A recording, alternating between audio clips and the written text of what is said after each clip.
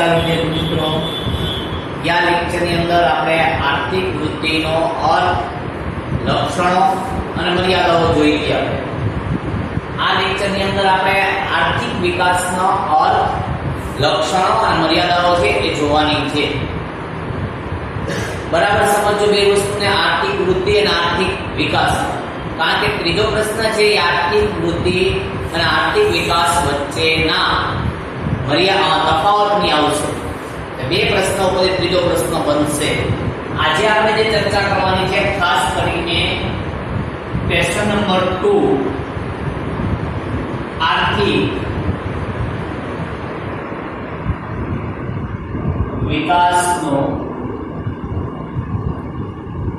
અર્થ આપી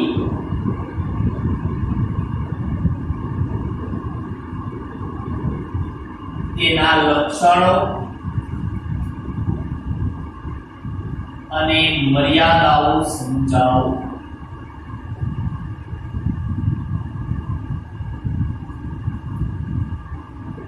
બે, 3 અને 5.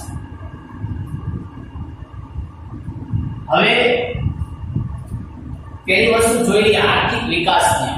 આર્થિક વૃદ્ધિની આપણે વાત કરી ગયા છીએ કે એને ઉત્પાદન સાથે સંબંધ છે. બીજી વસ્તુ આર્થિક વિકાસ છે કોઈ પણ દેશમાં ક્યારે થાય? જ્યારે એના જીવન ધોરણ છે લોકોનું એની સાથે સંબંધ દર્શાવશે. ઉત્પાદન તો જોઈએ જ છીએ, ઉત્પાદનની સાથે જીવન ધોરણમાં જે સુધારો છે એ સુધારો હોવો જોઈએ. તો સૌપ્રથમ આપણે બરાબર સમજી લેજો અહીંયા કે 2, 3 અને 5 ની અંદર પ્રશ્ન પૂછી શકાય એવો છે અલગ અલગ રીતે. તો એના પ્રસ્તાવનાની ચર્ચા કરવી જરૂરી છે. બરાબર સમજો. શું કે પેલા એક પ્રસ્તાવનાની અંદર જે ચર્ચા કરીએ છીએ આપણે એ પ્રસ્તાવનાની અંદર બરાબર ધ્યાન રાખજો એ વસ્તુ કે આર્થિક વિકાસ શું કામ જરૂરી છે. તો આજે એશિયા, આફ્રિકા,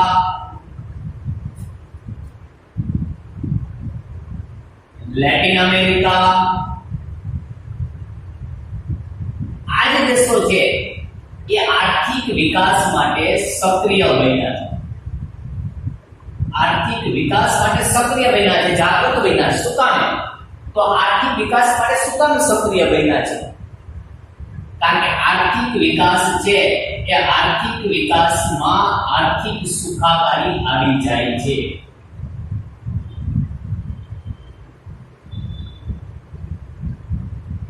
બીજું બરાબર ધ્યાન રાખજો, શું કામ જરૂરી છે આર્થિક વિકાસ? આર્થિક સુખાકારી આવી જાય છે. ખાસ એ પણ ધ્યાન રાખજો કે આર્થિક પ્રગતિ પણ આવી જાય છે. ત્રીજી વસ્તુનું ધ્યાન રાખજો, આર્થિક વૃદ્ધિ પણ આવી જાય છે. તમને પ્રશ્ન એમ પૂછે કે આર્થિક વિકાસમાં કઈ કઈ વસ્તુ સમાઈ જાય છે? તો કે આર્થિક વૃદ્ધિ છે, આર્થિક પ્રગતિ છે, આર્થિક સુખાકારી છે એ સમાઈ જાય છે. સાથે સાથે હજી આપણે પ્રસ્તાવનાની વાત કરીએ કે આર્થિક વિકાસ છે એ આર્થિક વિકાસમાં દેશની જે વાસ્તવિક રાષ્ટ્રીય આવક છે, દેશની જે વાસ્તવિક રાષ્ટ્રીય આવક અને માથાની આવકમાં પણ વધારો થાય છે. વધારો થાય છે.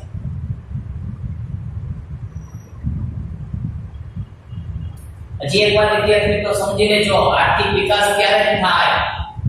જ્યારે 3 વસ્તુ આવતી હોય: આર્થિક વૃદ્ધિ, ઉત્પાદન આવી જાય, આર્થિક પ્રગતિ આવી જાય, આર્થિક સુખાકારી.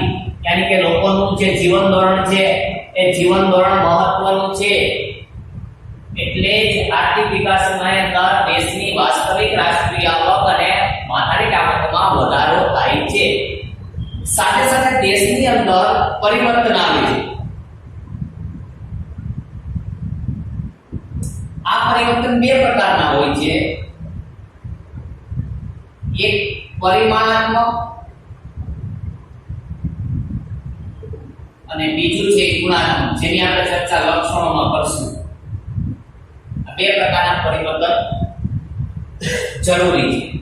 ખાસ મહત્વનું છે એ ગુણાત્મક છે. આની સાથે સાથે આગળ હજી પણ ચર્ચા કરીએ કે આર્થિક વિકાસ થાય તો આર્થિક વિકાસના કારણે દેશનું જે માળખું છે માળખામાં પણ પરિવર્તન થાય. એટલે કે આર્થિકની સાથે સામાજિક બદલાવ આવવો જોઈએ, કારણ કે પરિવર્તન એ સંસારનો નિયમ છે. એટલે આર્થિક છે, ઉર્જા, વાહન વ્યવહાર, સંદેશા વ્યવહાર, એની અંદર તો પરિવર્તન આવે, સાથે શિક્ષણ, બરાબર, આરોગ્ય, રહેઠાણ, આમાં પણ પરિવર્તન આવે, ત્યારે આપણે સાચા અર્થમાં આર્થિક વિકાસ કહીએ છીએ. સાથે સાથે દેશના અર્થતંત્રની અંદર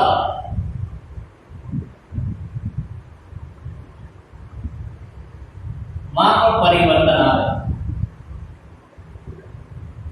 કેવું પરિવર્તન આવે દેશના અર્થતંત્રમાં? તો કે દેશના અર્થતંત્રમાં એવું પરિવર્તન આવે છે જેના કારણે વિકાસ થવાથી પ્રાથમિક ક્ષેત્રનો ફાળો ઘટતો જાય.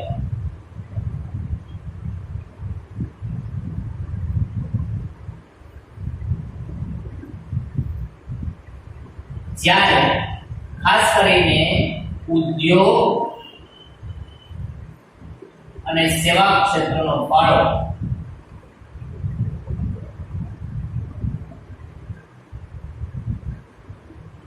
વધતો જાય છે. યાની કે તમે સમજી લ્યો, જે પ્રાથમિક ક્ષેત્ર યાની કે કૃષિ ની અંદર જે પ્રથમ બેરોજગાર છે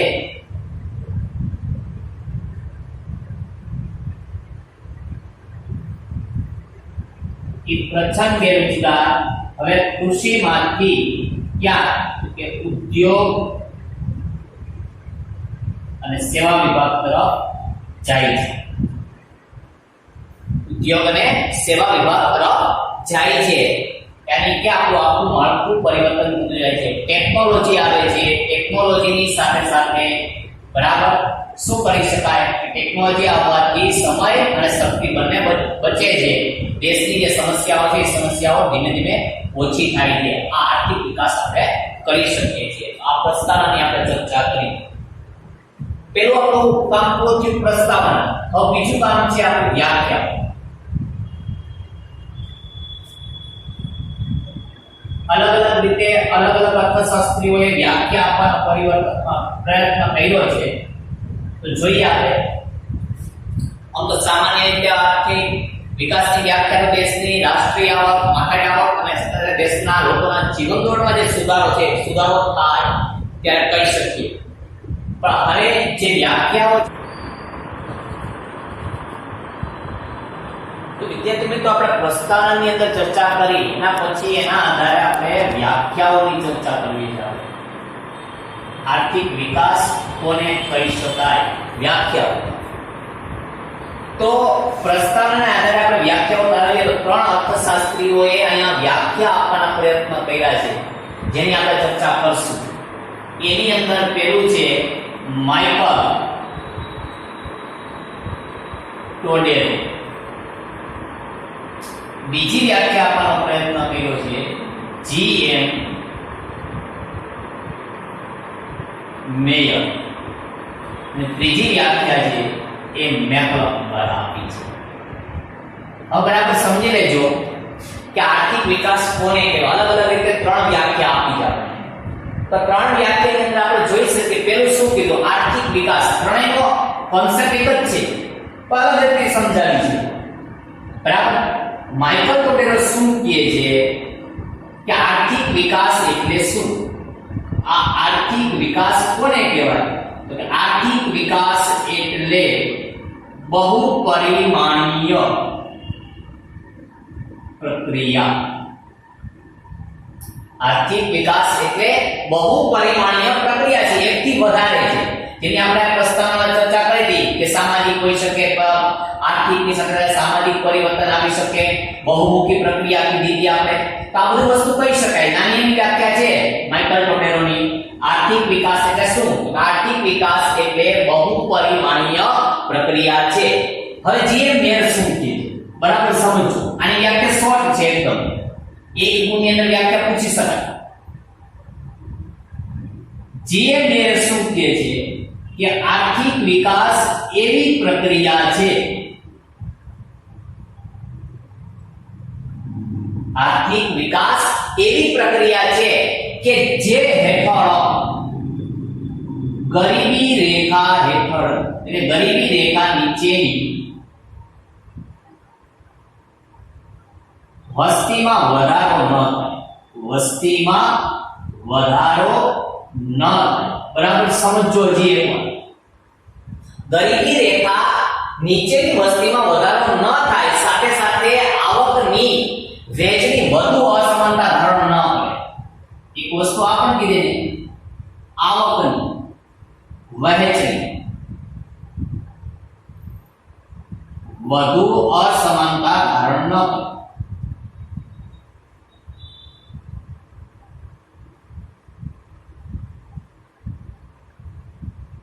यानी के धनिक વધુ ધનિક ન બને. આજે છે ને બે વચ્ચે અને ગરીબ છે ને વધુ ગરીબ ન બને એની સમજણી. નહીં તો શું થશે કે એક સમય એવો થશે આર્થિક વિકાસની અંદર આપણે વાત કરીએ કે કેને કહેવાય, ગરીબી જે વસ્તી છે, ગરીબો ની છેવાડાની જે વસ્તી છે ત્યાં સુધી આર્થિક વિકાસનો ફળ પહોંચવા જોઈએ, આર્થિક વિકાસ થવો જોઈએ. છેલ્લા મિત્રાજી, આવકની વહેંચણી વધુ અસમાનતા ધારણ ન કરે. બરાબર તે રીતે માથાદીઠ આ વાસ્તવિક આવકમાં લાંબા સમયગાળા આ બે વસ્તુ છે. બરાબર આ બે વસ્તુને આધારે એકા અને એકા માથાદીઠ આવકમાં લાંબા સમયગાળા સુધી વધારો થાય. આ બે શરતોને આધીન લાંબા સમયગાળા સુધી વધારો થાય.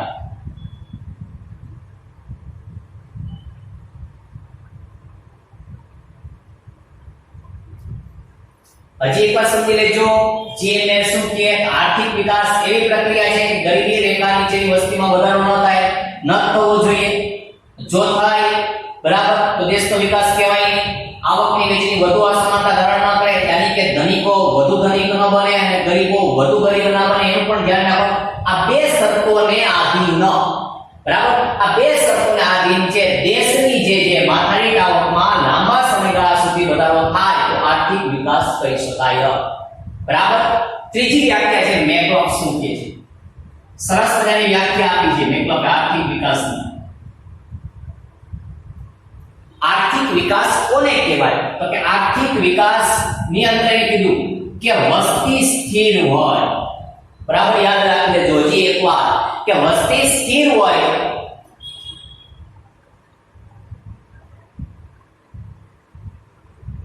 કે સતત વધતી હોય, સતત વધતી હોય પરંતુ ઉત્પાદનના સાધનો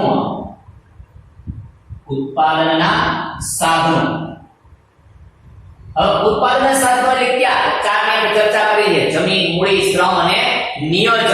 ઉત્પાદનના સાધનો તથા ઉત્પાદનની રીતમાં, ઉત્પાદનના સાધનો અને ઉત્પાદનની રીતમાં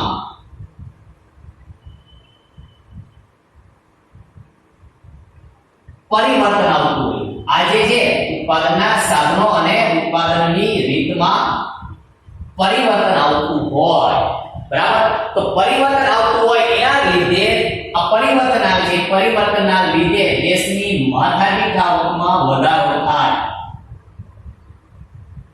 અને દેશના લોકોનું જીવન ધોરણ છે એ જીવન ધોરણ ઊંચું જાય, તેને આર્થિક વિકાસ કહેવાય. ફરી પાછું બરાબર યાદ રાખી લેજો દેશનો વિકાસ કેવી રીતે થાય. આર્થિક વિકાસ મેક્લોક શું કહે છે?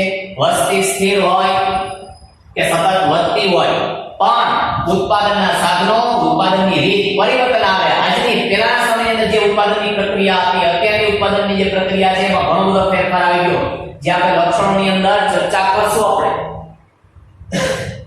રીતની અંદર પરિવર્તન આવે અને પરિવર્તનની સાથે દેશની માથાની આવકમાં વધારો થાય અને લોકોનું જીવન ધોરણ છે એ સુધરે એટલે કે ઊંચું જાય તો જ આપણે આર્થિક વિકાસ કરી શકીએ. બે વસ્તુ પૂરી, આર્થિક વિકાસમાં પ્રસ્તાવના પૂરી, વ્યાખ્યા પૂરી. અહીંયા સુધી કામ પૂરું થઈ ગયું. હવે કામ છે બે વસ્તુ, કઈ? લક્ષણો અને મર્યાદાઓ. જોઈએ આપણે.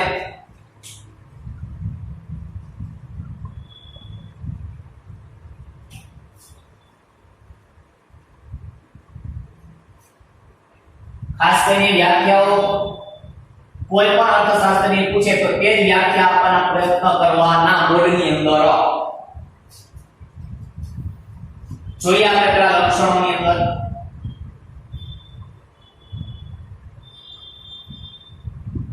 લક્ષણો. હવે આપણે જે પ્રસ્તાવના વ્યાખ્યા છે એના આધારે આપણે લક્ષણો છે એ આરામથી તારવી શકીએ. પેલું લક્ષણ શું કીધું કે આર્થિક વિકાસ એ સતત ચાલતી પ્રક્રિયા છે. લક્ષણની અંદર આપણે પેલું લક્ષણ છે એ શું કીધું કે આર્થિક વિકાસ એ સતત ચાલતી પ્રક્રિયા છે. વિદ્યાર્થી મિત્રો ખાસ ધ્યાન રાખજો, કોઈ પણ આપણે કામ કરીને ઝડપથી પૂરું કરી દઈએ એટલે જાજો સાહેબ ટકે નહીં, સમય ટકે નહીં. એ રીતે આર્થિક વિકાસ શું છે? આર્થિક વિકાસ છે એ ચોક્કસ નિયત દિશામાં થાય. નિયત એટલે નક્કી કરેલી નિયત દિશામાં જતો હોય છે. શરૂઆતની ઝડપી છે. આર્થિક વિકાસ છે બરાબર, એ શરૂઆતમાં ઝડપી છે.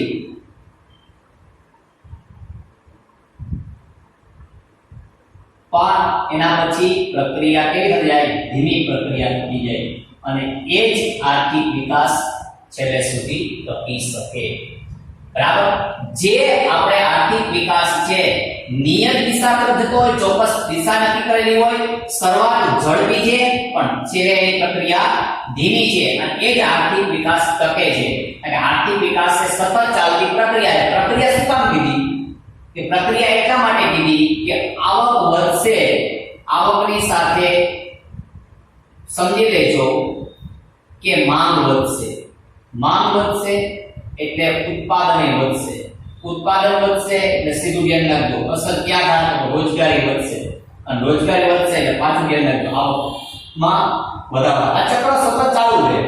પ્રક્રિયા ક્રમિક થશે. પ્રક્રિયા ક્રમિક થશે. બીજું ધ્યાન રાખજો કે આર્થિક વિકાસ છે એ પરિમાણાત્મક અને ગુણાત્મક પરિવર્તન છે. ગુણાત્મક પરિવર્તન છે.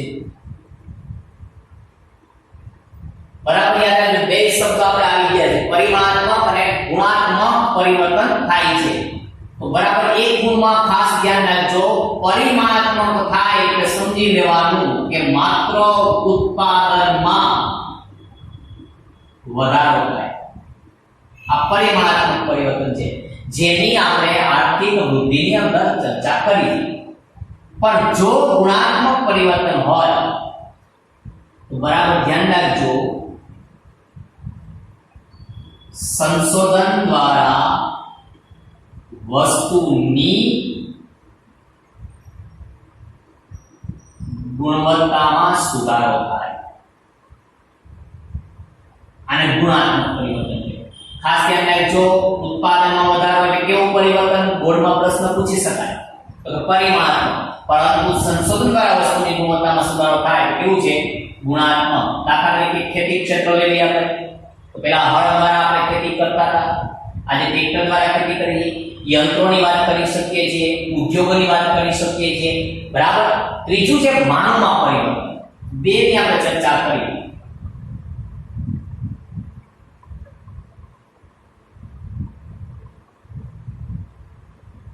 તમને વળી કે માંગમાં પરિવર્તન આર્થિક વિકાસથી થાય? થાય, ચોક્કસ થાય. શું કામ? કારણ કે આપણે આગળ વાત કરી ગયા છીએ કે આર્થિક વિકાસ થાય એનો મતલબ એ છે કે એક તો અસર ઉત્પાદન ઉપર થાય, બીજી અસર આવક ઉપર થાય અને ત્રીજી અસર છે એના જીવન ધોરણ ઉપર થાય. માંગમાં શું કામ પરિવર્તન થાય? તો કે આર્થિક વિકાસ થાય એટલે આવક ઉપર અસર થાય. એટલે જે આવક ઉપર અસર થાય એટલે જીવન ધોરણ પર અસર થવાની છે. સુધારો થાય જીવન ધોરણ, જેની આપણે ચર્ચા વ્યાખ્યામાં કરી. જીવન ધોરણમાં સુધારો થાય એટલે જે લોકો શરૂઆતના તબક્કામાં પ્રાથમિક જે ચીજ વસ્તુ છે ખાસ, બરાબર, આની માંગ કરતા, પ્રાથમિક ચીજ વસ્તુની માંગ કરતા. પણ જીવન ધોરણમાં સુધારો થાય એટલે પ્રાથમિક ચીજ વસ્તુઓની સાથે સાથે મોજ શોખની ચીજ વસ્તુઓની માંગમાં વધારો થશે. આ માંગ ઓછી થઈ જશે, આ માંગ વધશે, કારણ કે જરૂરી આ માંગ છે, પણ વધારે પૈસા આપણી પાસે આવશે, આ માંગને આપણે વધારે પૂરતી છે, બરાબર. પેલા સમયમાં તમે જો ટીવી, મોબાઈલ એવું કંઈ ન, માત્ર 80% સાધનો આપણી પાસે હતા, પ્રાથમિક ચીજ વસ્તુ, કારણ કે દેશનો આર્થિક વિકાસ ઓછો હતો ને એટલા માટે, બરાબર. ચોથું આપણી પાસે આવશે શ્રમની ગતિશીલતા માં વધારો. શું કામ? શોર્ટ એકદમ છે, અરે એટલું ધ્યાન રાખવાનું. શિક્ષણ આવશે ને એટલે લોકો છે ને એ પ્રાથમિક ક્ષેત્રમાંથી આપણે ચર્ચા કરી હતી, ક્યાં જશે વધારે વધારે? તો ઉદ્યોગો. એની સાથે સાથે ક્યાં જશે? તો કે સેવા. પ્રાથમિક ક્ષેત્રની સાથે સાથે છે એ ઉદ્યોગ અને સેવા તરફ વળશે. શું કામ? શિક્ષણ આવવાથી. આજે આપણે આર્થિક વિકાસ થવાથી આપણી શ્રમની ગતિશીલતાની અંદર ઘણો બધો છે એ વધારો થયો છે. પાંચમું પરિબળ એવું છે આપણી પાસે કે મૂડી સર્જનમાં વધારો.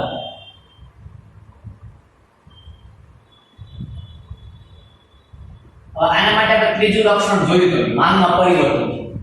માંગમાં પરિવર્તન જેનો મતલબ માંગમાં વધારો થયો છે. માંગમાં શું થયું છે? આપણે વધારો. માંગમાં વધારો થશે એટલે ઓટોમેટિક ઉત્પાદન વધારવું પડશે. વિદ્યાર્થી મિત્રો, આપણે ઉત્પાદનમાં વધારો થશે અને ઉત્પાદનમાં વધારો થાય એટલે સમજી લેવાનું કે નવા નવા સાહસિકો આવે. નવા નવા સાહસિકો આવે. સાહસિકો યાની કે ઉદ્યોગો નાખવા વાળા આવશે અને નવા નવા સાહસિકો આવશે એટલે સમજી લેજો કે મૂડી સર્જનમાં વધારો કરવો પડશે. નંબર 6 આપણી પાસે છે કે મૂડી સર્જન ની અંદર વધારો થાય. ખાસ નંબર 6 ની અંદર શું કીધું? ટેકનોલોજીમાં ફેરફાર. તો સિમ્પલ છે, ટેકનોલોજીમાં ફેરફાર. તો આપણા બાપ દાદા જે ટેકનોલોજીનો ઉપયોગ કરતા આપણે નહીં કરીએ, આપણે કરીએ છીએ, આપણા બાળકો નહીં કરે, કારણ કે દિન પ્રતિદિન આર્થિક વિકાસમાં વધારો થાય એટલે. દાખલા તરીકે ઉદાહરણ તમે જોઈ લો કે પેલા વરાળ, અગ્નિ, આની ઉપર યંત્રો ચાલતા. આજે આ યંત્રો છે એની પર નહીં ચાલે. સ્થાને લીધું કોલસા હોય. હજી અન્ય પરિવર્તન આવી ગયું, આગળ આધુનિક ટેકનોલોજી આવી ગઈ.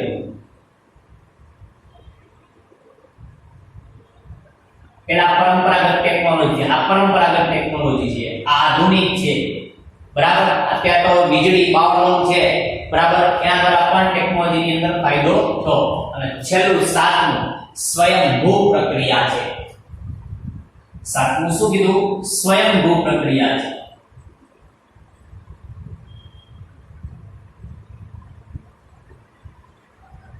આવું શું કામ કીધું? આર્થિક વિકાસ સ્વયંભૂ પ્રક્રિયા. તો કે કોઈ પણ દેશમાં એકવાર આર્થિક વિકાસ થઈ જાય પછી આપણે આગળ પેલા જ મુદ્દાની અંદર સતત ચાલતી પ્રક્રિયા છે. આજે વિકસિત દેશો છે એને આર્થિક વિકાસની જરૂરિયાત ઓછી. શું કામ? એને આર્થિક વૃદ્ધિની જરૂરિયાત. કારણ કે એક વખત આર્થિક વિકાસ થઈ ગયો પછી આર્થિક વિકાસ ઓટોમેટિક, જેની આપણે ચર્ચા કરી હતી કે આવક, માંગ, ઉત્પાદન, રોજગારી ફરી પાછો આવો, આ સતત ચક્ર છે એ ચાલતું રહે ને એટલા માટે, બરાબર. એટલા માટે એકવાર આર્થિક વિકાસ છે થઈ ગયો પછી સ્વયંભૂ પ્રક્રિયા એની રીતે થતું જશે બધી વસ્તુ, બરાબર. હવે છેલ્લો મુદ્દાની આપણે ચર્ચા કરશું. એ પહેલા બરાબર હજી એકવાર સમજી લેજો મુદ્દાઓની ચર્ચા, લક્ષણો, આર્થિક વિકાસ એ સતત ચાલતી પ્રક્રિયા છે, પરિમાણાત્મક અને ગુણાત્મક પરિવર્તન છે, માંગમાં પરિવર્તન છે, શ્રમની ગતિશીલતામાં વધારો થાય છે, મૂડી સર્જનમાં વધારો થાય છે, ટેકનોલોજીમાં ફેરફાર છે, સ્વયંભૂ પ્રક્રિયા છે. બરાબર. અલગ અલગ રીતે આપણે સાથે સાત લક્ષણો સમજાવ્યા છે. 1 2 3 4 5 6 અને 7 સાથે સાત લક્ષણોને આપણે સમજાવવાનો પ્રયત્ન કર્યા. સિમ્પલ અને મર્યાદાઓ નાની છે. એક વસ્તુ સમજી લેજો.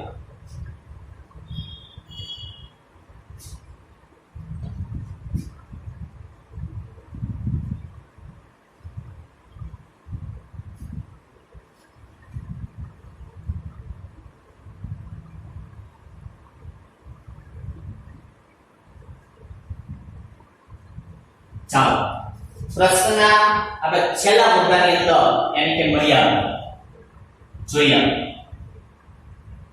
વિદ્યાર્થી મિત્રો એક ધ્યાન રાખજો, મર્યાદાઓમાં એક ગુણનો પ્રશ્ન વારંવાર બોર્ડની અંદર પૂછી શકાય એવો છે. નાની એવી મર્યાદાઓ છે આર્થિક વિકાસની. એક તો પહેલું આપણે એ કીધું આર્થિક વિકાસ થાય છે મર્યાદાની, અને એટલું ધ્યાન રાખજો કે આ આર્થિક વિકાસ થાય છે તો આ આર્થિક વિકાસ છે ને એના આધારે માનવ પ્રગતિ કેટલી થઈ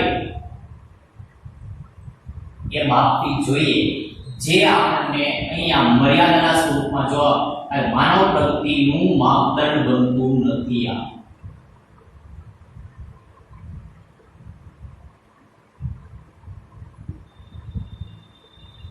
કારણ કે સાચો વિકાસ તો આખરે દેશના લોકોનો છે, બરાબર. એટલે માનવ પ્રગતિનું માપદંડ બનવું જોઈએ. હવે ખાસ જે પ્રશ્નની ચર્ચા કરવાની આ આર્થિક વૃદ્ધિ કે આર્થિક વિકાસ, આ બંનેમાંથી કોનું માપન અઘરું છે, કોને માપવું મુશ્કેલ છે ભાઈ?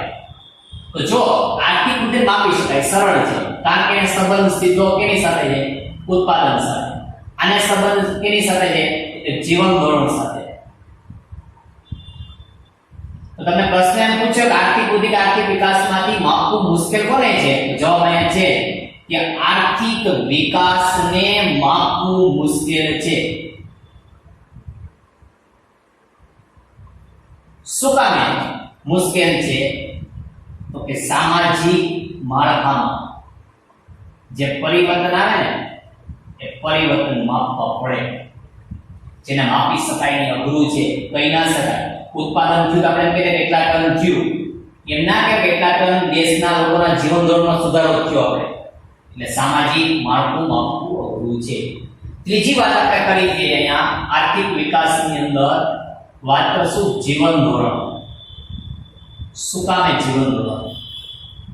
કે આપણે આગળ વાત કરી કે જો કોઈ પણ દેશ છે ત્યાં ઉત્પાદન વધે, આવક વધે,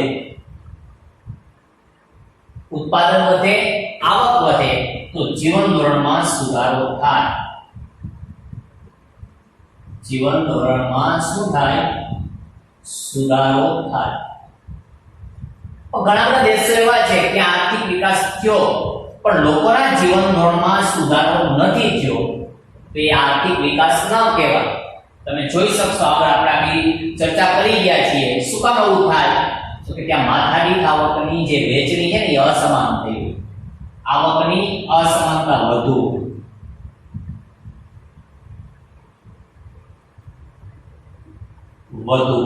એનાથી ધનિક છે એ ધનિક વધારે ધનિક બને, ગરીબ છે એ વધારે ગરીબ બને. એટલે એ આર્થિક વિકાસ છે યોગ્ય ન કહેવાય. તો આપણે આ પ્રશ્નની ચર્ચા કરી દઈએ. અહીંયા આર્થિક વિકાસની પ્રસ્તાવના, વ્યાખ્યાઓ, લક્ષણો સાથે સાત અને 3 મર્યાદાઓ. પ્રશ્નને રીતે પ્રશ્ન આખો તૈયાર કરી લેજો, બરાબર. આગળના આપણે લેક્ચરની અંદર છે એ આર્થિક વૃદ્ધિ અને આર્થિક વિકાસ વચ્ચેનો જે તફાવત છે, તફાવતની આપણે ચર્ચા કરશું. એના પછી આપણે નિર્દેશકો આવશે.